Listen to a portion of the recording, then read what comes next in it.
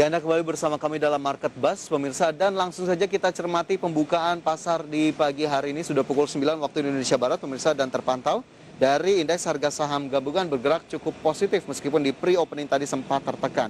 Dan kita lihat data-data selengkapnya dalam informasi grafis berikut ini. Kita ke yang pertama, ini terkait update IHSG, Jakarta Islamic Index dan juga LQ45, di mana indeks harga saham gabungan menguat 0,01% ke level 6.026,605. Kemudian Jakarta Islamic Index naik 0,03% ke level 530.603, LQ45 positif 0,04% ke level 856.930. Kemudian kita lihat top gainers di pagi hari ini. Di pembukaan sesi pertama ada BBCA naik 0,47%, Bank Mandiri menguat 0,4%, Telkom naik 0,3%, dan SBMA naik 24,79% ke level Rp302 per saham.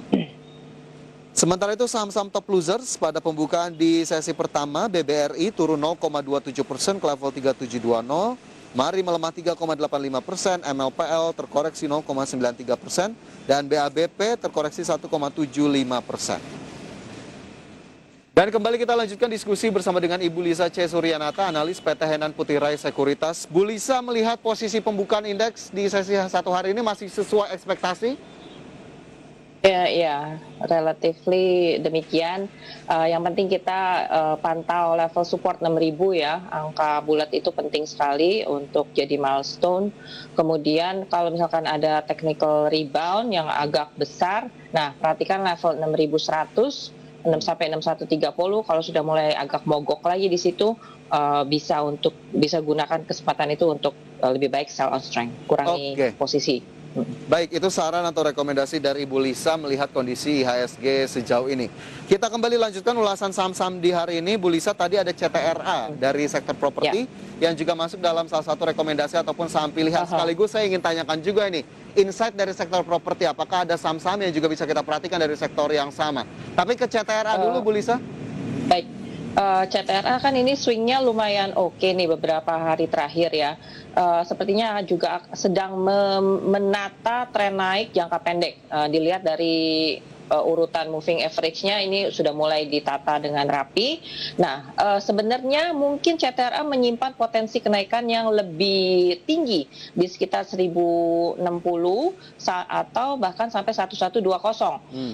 Saat ini posisinya sedang ada di area support, jadi kita suggest untuk spekulatif buy di sekitar 950, 960, sekarang mulai bergerak. Nah, kemudian kalau ke atas 1000 lagi, bisa ke atas 1000 lagi, itu kita boleh tambah beli, average up. Hati-hati kalau dia ternyata closingnya di bawah 940. Nah, mungkin itu masih akan consolidate dulu ke sekitar 900. Oke, hati-hati, ada level stop loss yang tadi juga diberikan untuk CTRA. Dari CTRA, masih dari sektor yang sama, tadi juga kami sampaikan BSDE akhirnya melakukan persiapan atau pembelian lahan besar-besaran Ibu Lisa di Kalimantan Timur untuk ibu kota baru, kita tahu ya. Nah, untuk BSDE sendiri dan sektor properti lainnya, apakah akan menjadi story tersendiri di akhir tahun ini? Mungkin karena mumpung nih lagi ada wacana untuk pemerintah memperpanjang relaksasi PPN untuk perumahan sampai tahun 2022 yang tadinya direncanakan sampai akhir tahun ini saja gitu ya. Jadi mumpung ada kesempatan ini ya, kemudian BSDE juga terlihat cukup ekspansif gitu atau agresif dalam perluasan bisnisnya. Sektor properti nggak cuma dua ini aja memang yang kita pantau. Kenaikannya, tren naik jangka pendeknya mulai kelihatan begitu. Demikian juga dengan BSDE. Sayangnya kemarin sempat terhenti di 1035, walaupun saya melihat masih ada potensi setidaknya ke sekitar 1070. However, untuk dalam jangka waktu dekat belakangan ini kita pantau dulu supportnya di 985.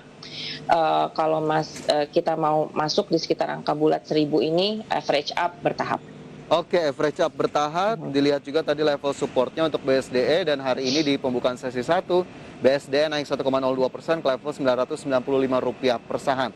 Tidak hanya BSD dan CTRA di sektor properti, ada SMRA, ada juga Pewon. Dua saham ini apakah kemudian layak juga untuk kita perhatikan, Bu Lisa? Yes, of course. Apalagi menurut saya ya, dari panelis properti itu yang menarik secara valuasi itu masih SMRA. Ya, SMRA juga beberapa hari terakhir baru tembus dari resisten tren turunnya sehingga menghasilkan target ke sekitar angka bulat 1000. Nah, di 880 ini kalau mau masuk boleh, tapi lebih baik bertahap ya.